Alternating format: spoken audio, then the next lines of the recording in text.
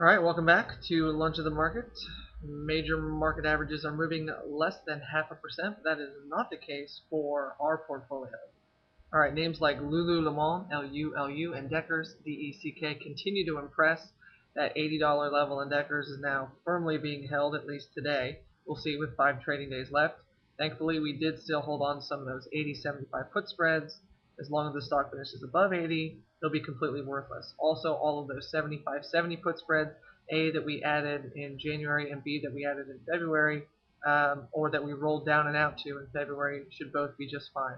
Obviously, the January ones will expire, and we'll have to wait our time, twiddle our thumbs a little bit until February expires. It's always the chance that you take when you roll down and out is that the stock will actually bounce before the options expire, which is why on MCP and CREE, at least for right now, we're staying put with those spreads that we're short. Okay, CREE. We told you before, actually probably several times during the year, that the demise of the incandescent, the regular common light bulb dies in 2012 because of the congressional mandate to eliminate those light bulbs.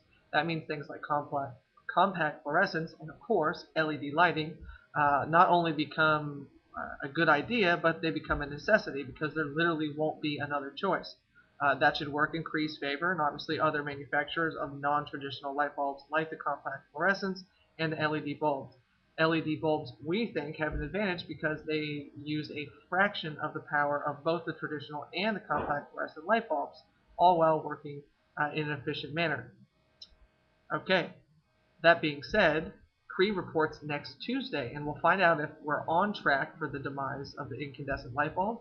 Next Tuesday is for earnings, so we really don't want to adjust our CREE position right here before we see what the quarter looks like.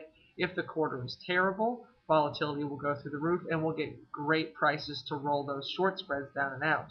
The long spreads, on the other hand, we'll have to take a look and see what kind of repair we can do. If it's terribly hideous, we may be able to sell some calls underneath the strike that we're long and turn it into basically 2 short call spreads, both of which with only 3 days left. Well, yeah, 2 or 3 days left until Friday's expiration. After they report on Tuesday, we should be okay. We just have to be quick on the trigger.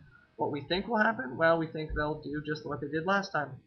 The stock sold off into earnings last time, and then earnings were terrific. The stock ripped, and the story's history from there. Our backs have been up against the wall in CREE, C-R-E-E, before, so we're not terribly worried about it.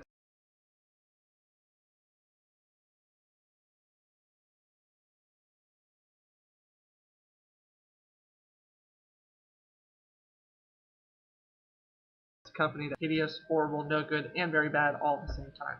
Okay, the stock is currently trading at, let me just pull that up real quick, $45.17. The demise of MCP has been nothing short of breathtaking. Okay, if you look at a chart of MCP, there's a line of support about every $10, which means the next line of support isn't until $40. Now, technically, there is a line of support at 46. Should MCP retake 46 and then stay above that, there is a chance that at least those spreads that were short under the $46 level will hold. Now, what to do with those, what used to be in the money, long call spreads? We will probably turn both of those into short call spreads, just like we described with CREE. Okay, so right now we're long the 50, short the 55 call spread out in February. We already rolled the Januaries out because things looked bad earlier in the week. Thank gosh we did, because those 50, 55 call spreads for January are now worth probably about 60 cents. Okay, so what we would do is we would add a short strike here. Okay, so we're long the 50. We'd add a short strike here, take in some credit. Then as long as the stock finished below this new level down here, then the spread would expire worthless. We could also add a long call up here, which if the stock continues to trade down shouldn't cost too much money. And then you have a short call spread here and a short call spread here. Effectively, you end up with 2 short call spreads. Now, as part of our repair process that we did today, we added an iron condor. What's that? Okay, you're short a put spread on the downside, so we're short the 44.40 put spread in MCP. And then on the top side, we're short the 50.55 call spread. Okay, that's how we know that it only cost 60 cents, because that's all we got, we took in for putting it on. Okay, this is an iron condor. You're short the inner strikes and you're long the outer strikes. Okay, so it's an iron condor. You've got two spreads together. By definition, you can only be wrong on half of your trade. Either A, the stock trades up and you have to roll up and out on your call spread, or B, the stock trades down and you have to roll down and out on your put spread. But either way that you look at it, you're only going to be wrong on, right, half of the trade at a time, which is the benefit, of course, of the iron condor. The other benefit is if you can get the stock stuck in a range, then both strikes will expire worthless and you can keep the credit.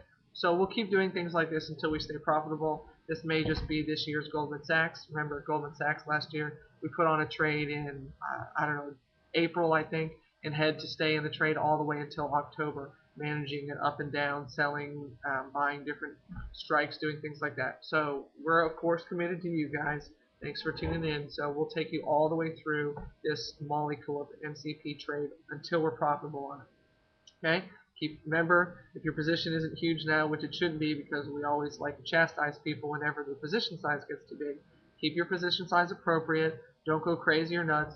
Don't try to make everything back in 1 month. If you do, you're likely to get your head taken off because obviously you can see that this stock is on the volatile side. All right? So that's trade repair for MCP. We added the iron condor. Okay? Remember, if CREE's earnings are terrible on Tuesday, we'll do trade repair where we're long and in the money call spread. Okay, we'll just sell a call strike below it. We'll add another strike above it, and then you'll just basically end up with two short call spreads in the name. So that's how to do trade repair. Thanks for tuning in again today. Hope this is helpful. We'll have it up in a little while up on YouTube if you need to go back and rewind and review it. Let me just check my notes, make sure that's everything. Yeah, only 1 full week of trading next week before options expiration. So, don't panic right now. Remember that CREE reports on Tuesday. We'll see what happens with MCP. Thanks for tuning in again today. Have a great weekend, and we will see you on Monday.